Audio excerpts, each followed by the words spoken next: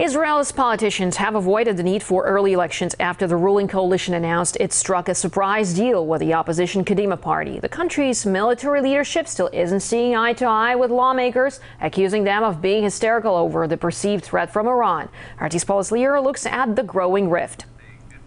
Usually it's Israel's secret service that's eavesdropping on others. This time it was the other way around. In what was supposed to be a closed forum, the former security chief was caught saying this. Maybe I'm saying very difficult things. I don't believe in the Prime Minister and not in the Defense Minister. I've seen them from up close. They are not people that I trust to lead the State of Israel into an event of this magnitude. The strongest criticism so far from someone in the know, bringing the growing rift between Israel's political and military might over whether or not to attack Iran out into the open. You are lying, sir. It's not true. And maybe you're not polite, but I prefer that ministers of the State of Israel who speak the truth. I prefer that heads of Mossad and Shabak won't make a damage to our efforts for the awareness of the Iranian threat. Well, I think what we're seeing, first of all, is that this government doesn't really engage with the country as a whole. There hasn't been a public discussion as to whether Israel should launch a strike against Iran. And then there's also a feeling that within the government itself, it's only Barak and Netanyahu themselves who are making these decisions. There's been no wider debate among the smaller security cabinet or even the wider cabinet. Israeli politicians are near hysterical when it comes to Iran, and they've more than hinted that a military strike is under consideration.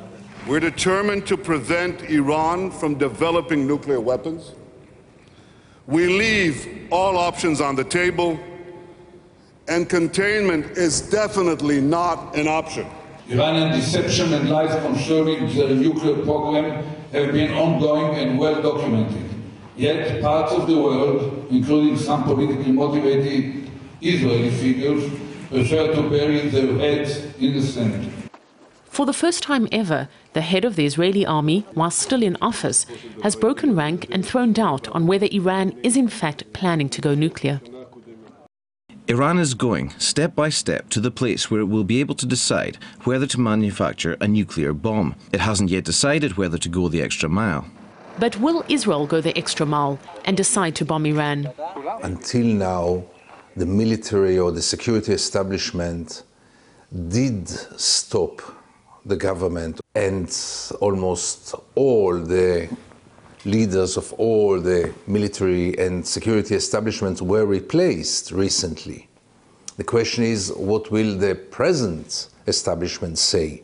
And will their answer be supported by their government or make the divide between the two sides even deeper? The temperature is rising ahead of nuclear talks slated to happen later this month in Baghdad. But also on this point, there's disagreement within Tel Aviv's inner circle. Some high-ranking Israeli officials say pressure against Iran is bearing fruit, while Israel's official line is that it won't be duped by negotiations. Paula Slier, RT, Tel Aviv.